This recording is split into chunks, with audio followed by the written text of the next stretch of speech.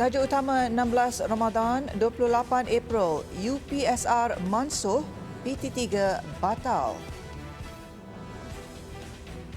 Tipu dana surau, lelaki didenda RM150,000.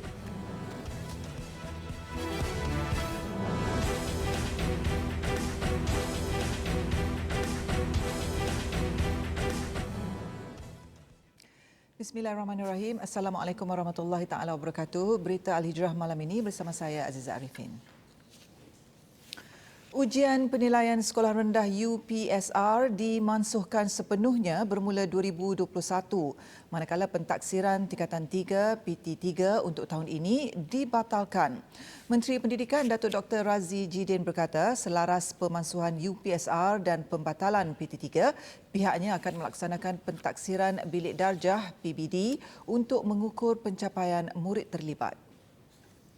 Tahun 2021 UPSR dimansuhkan sepenuhnya.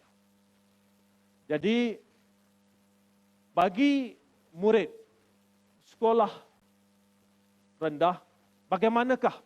Tentu ada yang tanya, bila tidak ada UPSR ini, bagaimanakah pentaksiran akan dilaksanakan?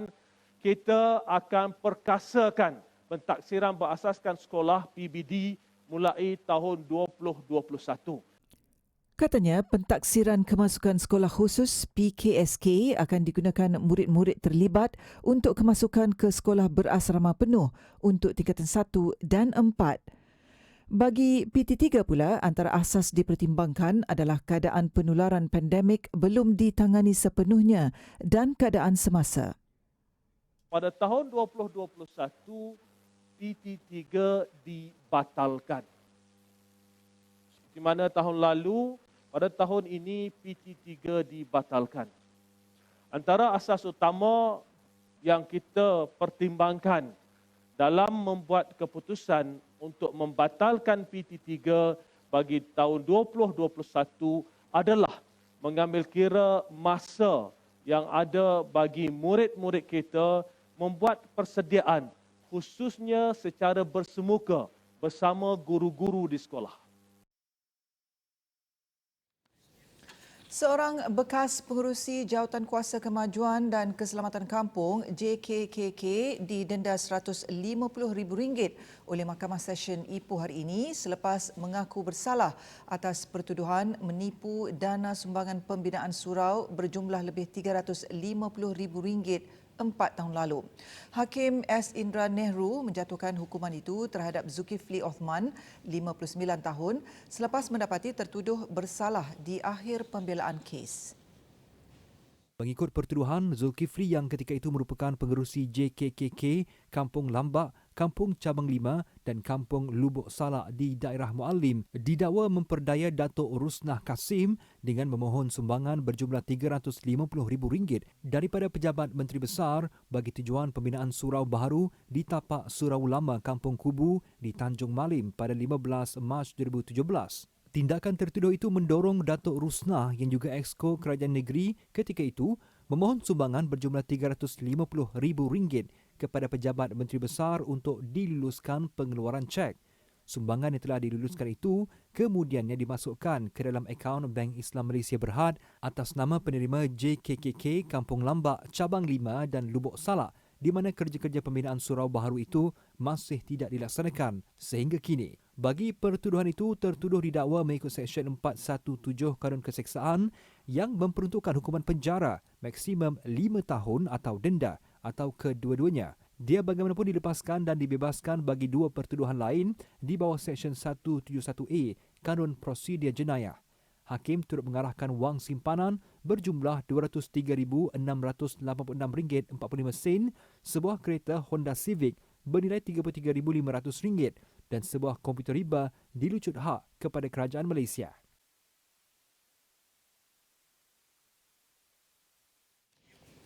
Meluluskan permohonan perkahwinan itu antara amalan rasuah yang dikesan dilakukan kaki tangan Jabatan Agama Islam Perak Jaib. Pengarah Jaib Datuk Muhammad Yusof Hussein berkata walaupun perkara itu nampak kecil dan remeh, ia antara isu yang membuka ruang kepada kaki tangan jabatan terbabit untuk terjebak dengan amalan rasuah. dari segi urusan perkahwinan misalnya, ya, untuk mendapatkan sah nikah dan sebagainya, benda itu ada ruang dan peluang digunakan pihak tertentu untuk mendapatkan sesuatu. Jadi kita cubalah elakkan daripada dipergunakan atau mempergunakan. Beliau berkata demikian kepada media selepas Majlis Pelancaran Pelan Anti Rasuah Organisasi OACP Jabatan Agama Islam Perak oleh Menteri Besar Datuk Sa'arani Mohamad di Bangunan Perak Darul Rizwan di Ipoh hari ini. Menurut Datuk Muhammad Yusof, walaupun JAIP dilihat sebagai jabatan yang bersih, namun sebagai sebuah jabatan kerajaan, mereka juga boleh terdedah dan wujud kekilafan kepada aktiviti-aktiviti yang menyalahi undang-undang. Justru katanya beliau sangat berhasrat dengan pelan anti rasuah itu akan menghapuskan sebarang pencetus amalan rasuah di JAIP. Pemaju Bandar Putra Indah Batu Pahat kini dalam proses membaik pulih rumah yang mengalami masalah di kawasan perumahan itu. Namun ia dilakukan secara berperingkat sejak menerima laporan pada 2018. Itu reaksi pemaju LBS Bina Group Berhad susulan liputan Berita Al-Hijrah pada 22 April lalu yang memaparkan keluhan penduduk berhadapan rumah retak di Bandar Putra Indah Tongkang Pecah Batu Pahat. Pengurus kanan cawangan LBS Bina Group Berhad Batu Pahat, Ter Chiu Yen berkata, sejak 2018 pihak pemaju menerima lebih kurang 100 laporan daripada penduduk berhubung masalah bocor dan retak biarpun tempoh tanggungan kecacatan telah tamat. Proses membaik pulih masih berjalan secara berperingkat. Daripada jumlah itu, 50 unit rumah yang mengalami kebocoran dan 30 rumah retak telah dibaik pulih. Secara keseluruhannya, kebanyakan dakwaan pengadu adalah tidak berasas. Berikutan, pihak kami masih sedang menjalankan kerja-kerja pembaik pulihan bagi unit-unit yang terlibat walaupun tempoh tanggungan kecacatan telah tamat. Dan sehingga kini, sebahagian besar laporan yang telah diterima telah dibaik pulih. Pihak kami LBS Bina Group Berhad sentiasa mengadu-adukan sebarang komen dan cadangan untuk terus ke pejabat kami. Terima kasih. Beliau berkata demikian ketika ditemui TV Al-Hijrah di pejabat LBS Bina Group Berhad di Batu Pahat, Johor. Jelasnya pihaknya tidak terlibat dalam kerja penarahan bukit yang didakwa penduduk.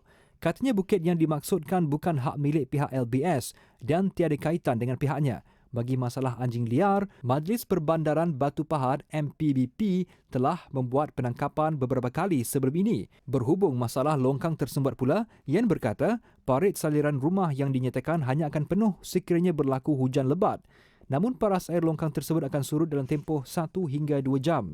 Bagi mengatasi masalah itu, pihak LBS sedang melaksanakan projek penaik tarafan saluran bersebelahan dengan Kampung Jorak sebagai salah satu inisiatif untuk mengatasi masalah ini. Dalam laporan sebelum ini, penduduk Bandar Putra Indah Tongkang Pecah mendakwa masalah mereka tidak mendapat perhatian pihak pemaju walaupun telah membuat aduan sejak 3 tahun lalu. Seorang usahawan hartanah Muhammad Azlan Al-Amin akan mengambil tindakan undang-undang kepada beberapa individu termasuk keluarga angkatnya kerana memuat naik status berunsur fitnah di laman sosial. Beliau yang juga pengarah syarikat Azlan Al-Amin Group Holdings dan Berhad berkata status itu disedarinya pada Jumaat lalu kira-kira jam 12.20 tengah hari. Jelasnya status tersebut pada awalnya dimuat naik di Facebook milik seorang individu yang meminta beliau agar datang berjumpa dengan keluarga mereka dan menyatakannya telah mencagar geran tanah milik bapa mereka sehingga dilelong pihak bank. Katanya posting itu kemudiannya dikongsi pula di grup Facebook Cakna Besut Terengganu sehingga tular dan mendapat kecaman daripada warganet. Rentetan daripada itu, saya dikecam dengan begitu teruk oleh netizen setelah posting ini viral. Saya dikecam dengan teruk oleh netizen setelah posting ini viral di beberapa grup. Dan antara komen-komen jelek yang dikeluarkan ialah antaranya oleh Ida Nuril Wahida yang menyatakan bahawa saya telah menipu arwah ayah angkat saya sehingga saya hidup senang akibat daripada penipuan. Tambah beliau, tindakan yang dilakukan beberapa individu itu telah menjatuhkan reputasinya sebagai ahli perniagaan dan telah mencemar nama baiknya. Menurut Azlan, dia membuat keputusan untuk membuat laporan polis dan mengambil tindakan undang-undang serta saman sivil. Katanya tujuan tindakan undang-undang diambil adalah sebagai pengajaran kepada warganet di luar sana agar tidak sewenang-wenangnya menabur fitnah dan menghina orang lain tanpa usul periksa. Ramadan santuni banduan.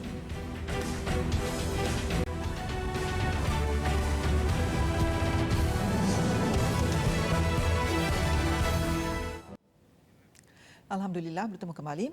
Sebuah van serbaguna bernilai RM150,000 disumbangkan kepada penjara Sungai Buloh menerusi program ziarah prihatin dan bantuan musaadah COVID-19.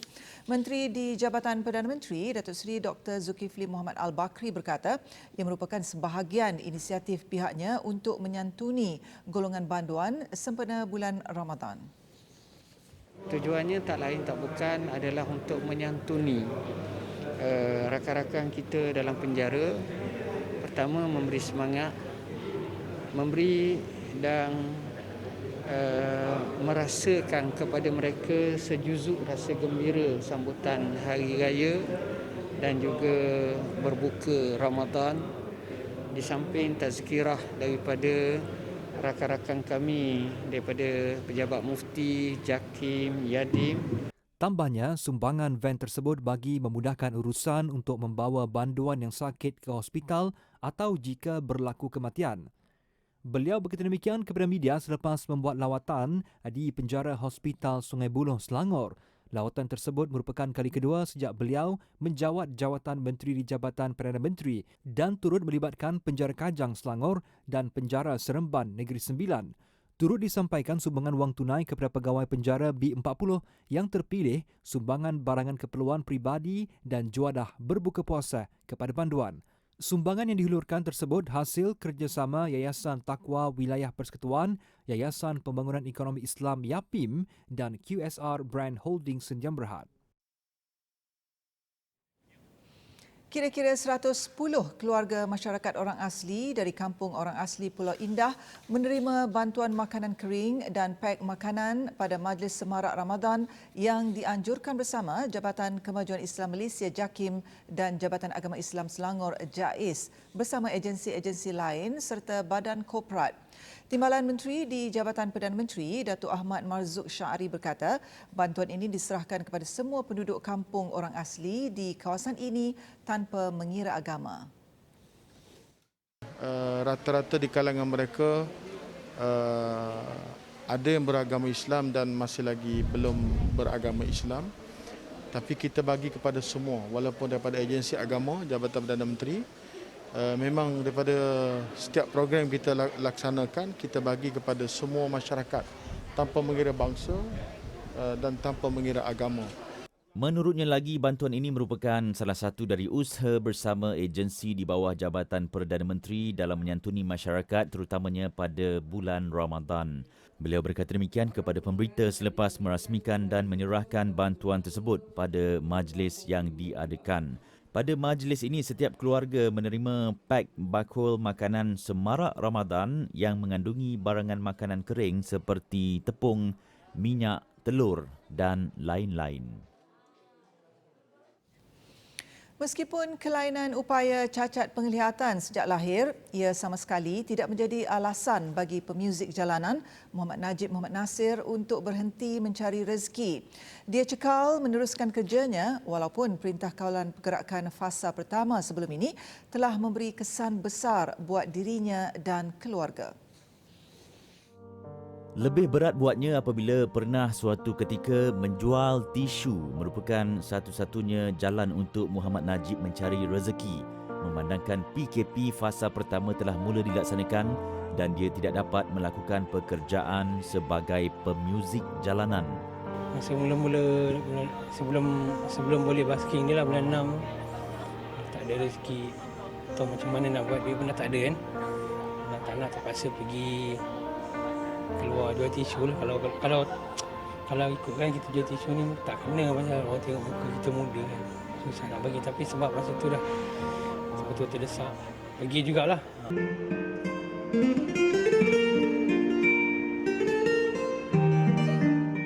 Kebiasaannya stesen-stesen LRT merupakan tempat Muhammad Najib akan melakukan persembahan menggunakan permit yang dibenarkan oleh pihak syarikat prasarana selama 2 jam dan akan memperoleh pendapatan sekitar RM90 setiap hari dan digunakan untuk membayar bil api, bil air, sewa rumah dan perbelanjaan harian buat isteri dan 5 orang anaknya. Dalam pada itu, katanya dengan sumbangan AHB kongsi rezeki dari aspek barangan keperluan asas menerusi program Infak Ramadan 2021 hasil kerjasama Malaysian Relief Agency MRA, ia sekurang-kurangnya dapat membantu meringankan bebannya. Bila dengar telefon tu, alamak, lega sikit bulan ni kan, bulan dekat-dekat. Nak bulan dekat nak raya ni kan. Bila dengar tu, lega lah sikit. Saya mengucapkan banyak-banyak terima kasih lah atas sumbangan. Harap-harap murahkan rezeki, boleh bantu rumah lain lagi kan. Program Infak Ramadan yang bermula awal Ramadan ini menyasarkan individu memerlukan di 20 lokasi terpilih sekitar Selangor dan Kuala Lumpur. Sempena Bulan Wakaf Kebangsaan 2021, Yayasan Wakaf Malaysia YMW meraikan kumpulan pewakaf menerusi Majlis Apresiasi Pewakaf yang julung kali diadakan. Memilih Melaka sebagai lokasi siri pertama program berkenaan dengan kerjasama Majlis Agama Islam Melaka MAIM, Ketua Pengarah Eksekutif YMW, Profesor Madya Dr. Amir Syahrudin berkata, ia dianjurkan sebagai menghargai golongan itu yang secara tidak langsung menjadi ejen hibahan mengenai wakaf kepada masyarakat. Dengan tema berwakaf demi kemakmuran bersama, majlis berkenaan dihadiri hampir 100 orang pewakaf dari seluruh negeri Melaka yang antaranya mewakafkan aset seperti tanah dan rumah kepada MAIM serta mewakafkan wang tunai secara one-off mahupun potongan gaji. Memandangkan program apresiasi pertemuan empat mata dengan golongan pewakaf berkenaan pertama kali dianjurkan, ia akan diteruskan di beberapa negeri lain dengan kerjasama Majlis Agama Islam negeri-negeri. Ini adalah salah satu daripada aktiviti untuk Bulan Wakaf Kebangsaan yang telah dilancarkan oleh Perdana Menteri pada 1 Ramadan. Jadi objektif utama kita melakukan majlis apresiasi ini adalah untuk kita meraihkan dan juga untuk kita menggalakkan pewakaf-pewakaf supaya lebih ramai lagi berwakaf. Dan wakaf ini ada 2 jenis, sama ada mereka ini mewakafkan tanah mereka ataupun mereka mewakafkan tunai, cash wakaf. Beliau berkata demikian selepas Majlis Apresiasi Pewakaf di Hotel Pantai Puteri pada Isnin yang turut diserikan dengan bicara wakaf bertajuk Untungnya Seorang Pewakaf yang disampaikan oleh Mufti Negeri Melaka, Dato' Abdul Halim Tawil. Sementara itu, seorang kekitangan kerajaan Anwar Din Muhammad Kamal, 47 tahun, yang merupakan pewakaf tertinggi menerusi kategori potongan gaji bulanan di Melaka berkata, dia mula membuat potongan serendah RM50 sebulan pada 4 tahun lalu sebelum jumlah itu ditingkatkan kepada RM250 kini. Saya Alhamdulillah, saya ni banyak belajar dengan isteri saya lah. Dia yang banyak mula wakaf dan sebagainya. Duit ni kalau kita bawa ke shopping mall, RM50 tak rasa habis dia. Jadi pada saya, untuk kita ni kita kena ada komitmen. Bila masuk gaji, kita siap-siap peruntukan. Banyak ni saya nak sedekah, saya nak wakaf. So buat potongan gaji, kita tak fikir dah. Duit tu memang kita tak peruntukan untuk kita punya wakaf. Lebih tu kita gunakan untuk perbelanjaan kita dan lain-lain. Perkara sama turut dikongsi Siti Hasliza Muhammad Hussein, 45 tahun, yang mewakafkan sebidang tanah kepada MAIM bagi pembinaan sebuah surau di Merlimau. Sebab bila tanah tu atas nama kita lagi, dia akan datang boleh jadi apa-apa kan. Anak kita nanti dia nak wakaf ke tak nak ke, so tak kekal. So pihak majlis daripada jabatan AJK kita, sebab kita niat kita memang nak wakaf. Sebab tak nak nama tu memang atas nama kita. Sebab atas nama saya nanti akan diturunkan kepada anak saya. Akan datang tak tahu apa jadi kan. So bila diwakafkan kepada MAIM ni, kita tahu harta tu terpelihara dan kekal. Katanya dengan pelbagai platform mewakaf yang ada ketika ini, mudah untuk orang ramai melakukan aktiviti berkenaan dan mengharapkan masyarakat lebih celik dengan manfaat berwakaf. Jekyll menyantuni 500 asnaf melalui program Fitrah Kasih Jekyll sempena Ramadan. Menurut Pengarah Urusan Kumpulan Jekyll, Datuk Seri Muhammad Farus Muhammad Jekyll, usaha tanggungjawab sosial korporat CSR Kumpulan Jekyll itu adalah untuk meringankan beban dan memberi keceriaan kepada penerima ketika menyambut Hari Raya Aidilfitri. Kita jemput lebih kurang 500 ibu tunggal dan juga OKU cacat penglihatan dan anak-anak yatim dari beberapa pertubuhan untuk bersama-sama dengan Yang Berhormat Menteri Wilayah untuk menyampaikan sumbangan inilah, sumbangan Ramadan dengan wang tunai kepada para asnaf ini. Tambah beliau, sumbangan yang diberikan merupakan duit raya dan sepasang baju raya. Bagaimanapun, beliau memaklumkan hanya 50 orang penerima sahaja dibenarkan hadir sebagai wakil untuk mematuhi prosedur operasi standard majlis yang ditetapkan. Selain itu, katanya terdapat beberapa lagi siri bantuan yang sedang giat dijalankan sepanjang Ramadan ini untuk berkongsi rezeki kepada golongan yang memerlukan. Turut hadir memeriahkan majlis Tan Sri Anwar Musa sekaligus menyampaikan sumbangan kepada penerima. Sementara itu, Datuk Seri Muhammad Farus turut mengalu-ngalukan orang ramai untuk membeli belah di Jekyll dan menikmati peluang promosi jualan Ramadan Raya Jekyll yang sedang berlangsung di semua cawangan Jekyll di seluruh Malaysia yang akan berakhir pada malam raya nanti.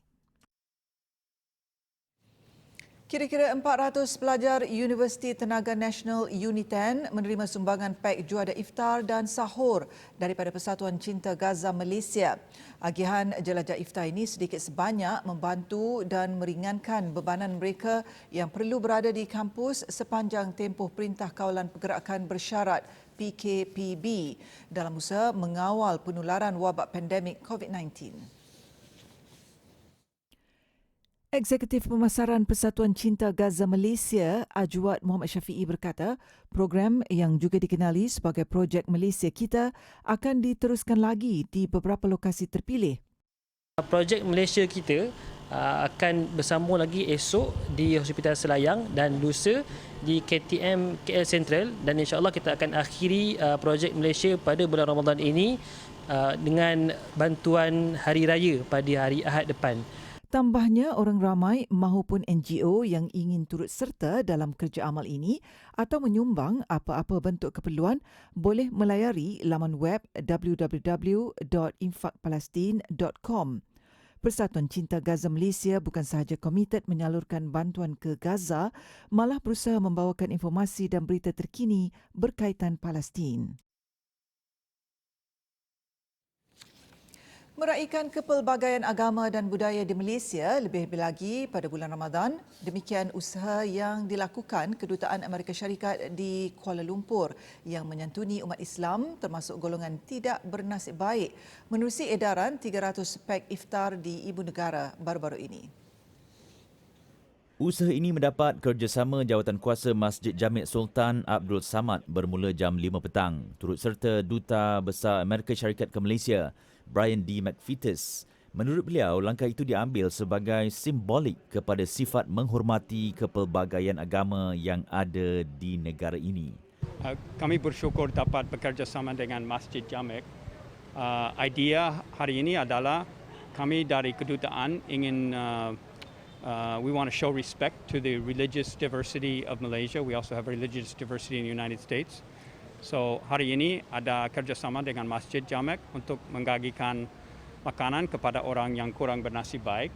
Sementara itu, Pengerusi Masjid Jamek Sultan Abdul Samad, Muhammad Fazil Abu Kasim berkata agihan pack makanan itu dapat membantu meringankan beban golongan yang tidak bernasib baik termasuk golongan asnaf.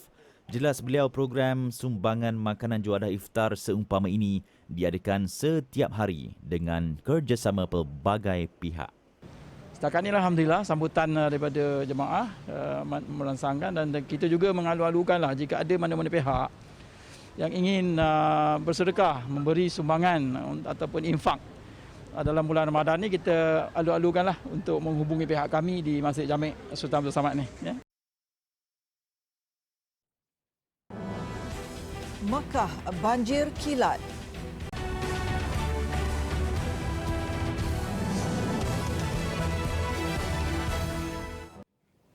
Alhamdulillah, bertemu kembali. Hujan lebat luar biasa yang melanda Mekah sejak petang Selasa menyebabkan beberapa kawasan terutama di bandar dilanda banjir kilat. Hujan lebat yang amat jarang berlaku menyebabkan air naik sehingga mencecah 0.5 meter.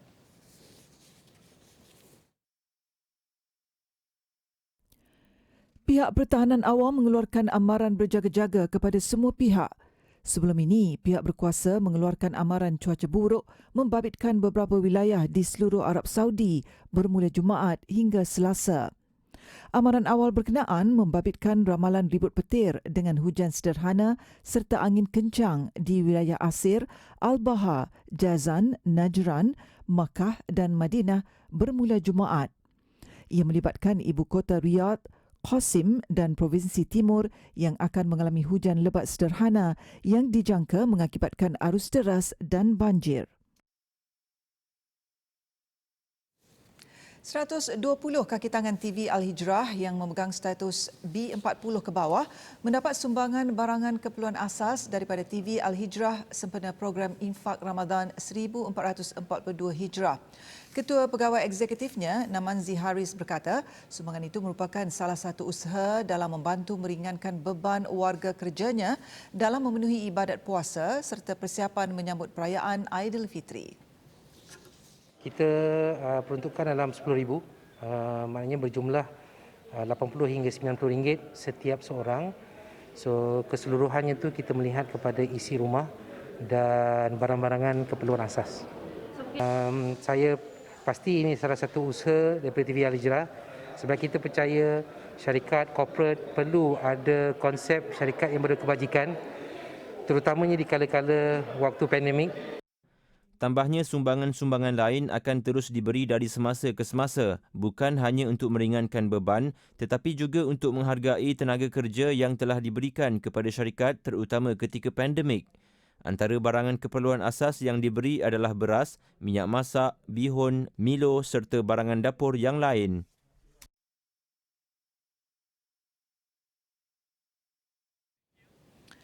Satu masa dahulu, seluruh tenaga dan keringat mereka korbankan untuk Ibu Pertiwi tercinta. Dikala kita nyenyak tidur di ulit mimpi, kemakmuran Malaysia sekarang adalah hasil pengorbanan mereka yang tidak berbelah bahagi. Hargailah pengorbanan bekas prajurit kita ini dengan menyumbang kepada tabung pahlawan sekarang. Mereka sangat memerlukan sokongan kita. Surah Quraisy, Allah menyatakan tentang dua nikmat. Nikmat keamanan ekonomi dan keamanan sosial.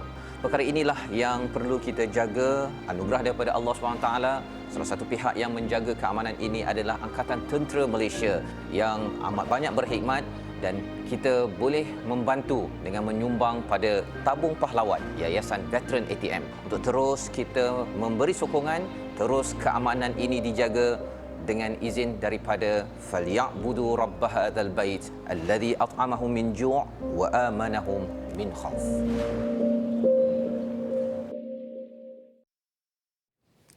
Indahnya dunia hanya sementara, indahnya saat gembira hanya seketika, indahnya mimpi kadang-kadang tak pasti, tapi indahnya Ramadan tak dapat ditukar ganti. Sekian berita Al-Hijrah. Terima kasih kerana menonton. Saya Aziza Arifin.